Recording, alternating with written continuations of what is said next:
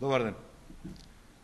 Нерегуларностите во општините со кои раководи кадар на власта не се изразени само за автобуски превоз на ученици, туку постојат и очигледни сомнежи за злоупотреба на пари на граѓаните и во над 20 тендери за грејење на училиштата.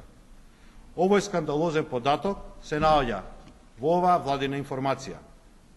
Битола, Охрид, Тетово, Кичево, Струга се само дел од општините со најголеми долгови за затоплување. Пријавувана е површина за затоплување во училиштата и до 3 пати поголема од реалната. Нормативот за затоплување површина училишен простор по ученик е 4 до 5 метри квадратни. Општини барале средства за затоплување и до 12 метри квадратни училишен простор по ученик. Тоа е тројно побарување повеќе средства. При тоа не се почитувала со закон утврдената постапка за пресметување училишен простор за грејење. Ете како работи ВМРО ДПМН и власта на Никола Груевски. Драстични разлики има и во цените за набавување енергенси. За едни училишта биле набавувани дрва по 1400 денари за метар кубен, додека за други, замислете, повеќе од двојно, 3500 денари.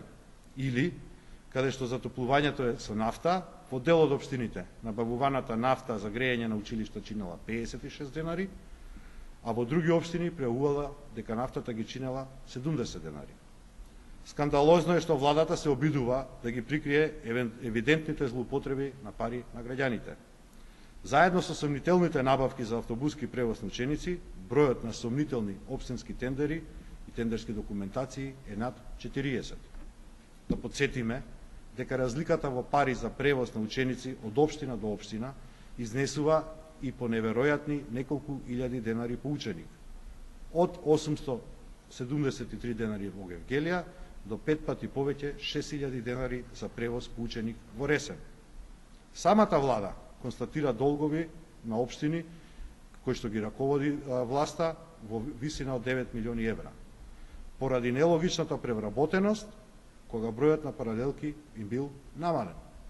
Сето ова го формира огромниот долг на општините од неверојатни 17 милиони евра. Владата на Груевски, по предлог на Пешевски, се обидува да ги сокрие овие противзаконски расфрлувања со пари на граѓаните. Еве го документот во кој што е направен план за заобиколување на скандалот. Се задолжува работната група, согласно овој документ, цитирам, за скенирање на ситуацијата преку анализирање на најмалку 20 тендерски документации за набавка на нафта и 20 тендерски документации за набавка на услуги за превоз на ученици со цел темелно утврдување на проблемите и, како што објавивме, заобиколување на евентуалното тенденциозно подготвување на тендерските документации. Тоа е планот на вице-премиерот Пешевски, задолжен да се грижи за народните пари. И така тој, Груевски и Спиро Ристовски се подготвуваат да го прикријат овој голем скандал. Ова е трета пресконференција на Социјалдемократскиот сојуз на Македонија која открива општински злоупотреби на пари на граѓаните. Груевски и владата молчат. Социјалдемократскиот сојуз на Македонија им порачува на сите надлежни институции дека прикривањето можен криминал или корупција е кривично дело. Надлежните институции имаат обврска по службена должност да ги испитаат сите сомнежи што самата влада си ги признава во овој документ. Во спротивно, истите ќе бидат соучесници во овој случај.